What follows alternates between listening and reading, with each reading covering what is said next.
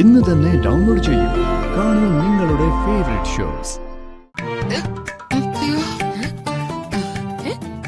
ഇതെന്താ ഋതികയെ കണ്ടപ്പോ അമ്മ റെസ്പെക്ടോടെ ചാടി എണീറ്റത്? അല്ല, എന്താണെന്നറിയില്ല, ഈ കുഞ്ഞിനെ കാണുമ്പം ഒരു ദേവി വരുന്നത് പോലെ എനിക്ക് തോന്നുന്നത്. ഓ, എന്തൊരു തള്ളിത്. ഋതുമോളെ, ഇവർക്ക് കൈക്കൂലി കൊടുക്കാന്നുള്ള വാഗ്ദാനം വല്ലതും ചെയ്തിട്ടുണ്ടോ? വാഗ്ദാനം ചെയ്താലും ഞാൻ എവിടുന്ന് കൊടുക്കാനാ ചേച്ചി? 10 പൈസ കയ്യിലില്ലാത്ത മന്ത്രിയുടെ മോളല്ലേ ഞാൻ.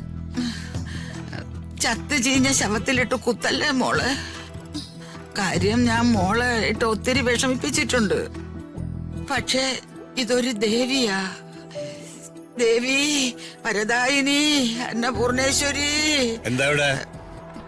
ഇവർക്ക് വട്ട. ഇപ്പൊ പറയുവാ ഋതുമോള് ദേവിയാണെന്ന്. അത്രേ ഉള്ളൂ.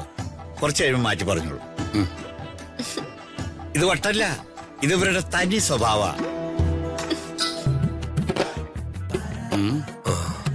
എന്തുപറ്റി ചേട്ടാ?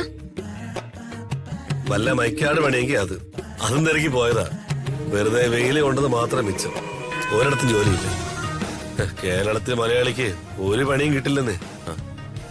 ആളീനൊരു കാര്യം ചെയ്യേ, ഈ ഡ്രസ്സൊക്കെ മാറി പാന്റ് ഷർട്ടൊക്കെ ഇട്ട് ഒന്ന് ഗ്ലാമറായിട്ട് എന്റെ കൂടെ വാ. എന്തിനാടാ? സിനിമയിൽ അഭിനയിപ്പിക്കാനാ? അളിയൻ നല്ല ഗ്ലാമർ അല്ലേ? ശ്രമിച്ച സിനിമയിൽ ആക്ട് ചെയ്യാം. പക്ഷെ ഞാൻ ഇപ്പൊ വിളിച്ചത് അതിനല്ല. വർമ്മ സാറിനോട് പറഞ്ഞ് ഞാൻ അളിയന് ചെറിയൊരു ജോലി ശരിപ്പെടുത്തി തരാം. ഈശ്വരാ, ദൈവമേ. ദേദേ, ഗവൺമെന്റ് ജോലിയൊന്നും അല്ല കേട്ടോ. അത്തരം റെക്കമെൻഡേഷൻ ഒന്നും സാറിൽ നിന്ന് പ്രതീക്ഷിക്കണ്ട.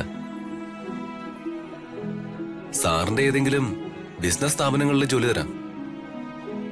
താങ്ക് യു അളിയ. മാഡം എന്ത് പറയുന്നു? നല്ല കാര്യമല്ലേ? അച്ഛൻ ഷുവറായിട്ടും ജോലി കൊടുക്കും.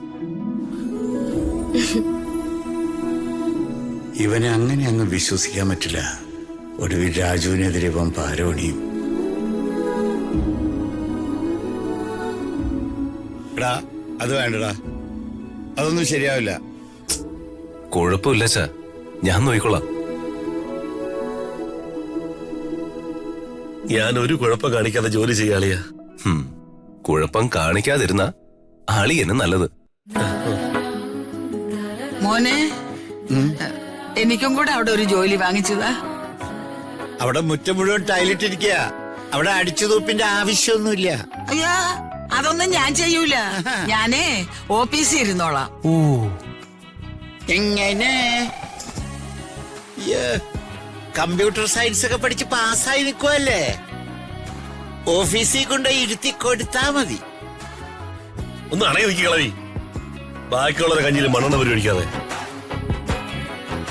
അളിയ, ഞാൻ ഈ ഡ്രസ്സൊക്കെ മാറിയിട്ട് ഇപ്പൊ വരാവേ. ശരി അളിയ, പാടി. ഇത് പാരയാവാതിരുന്നാ മതിയായിരുന്നു. അച്ഛാ, അകലേ നോവിനാലേ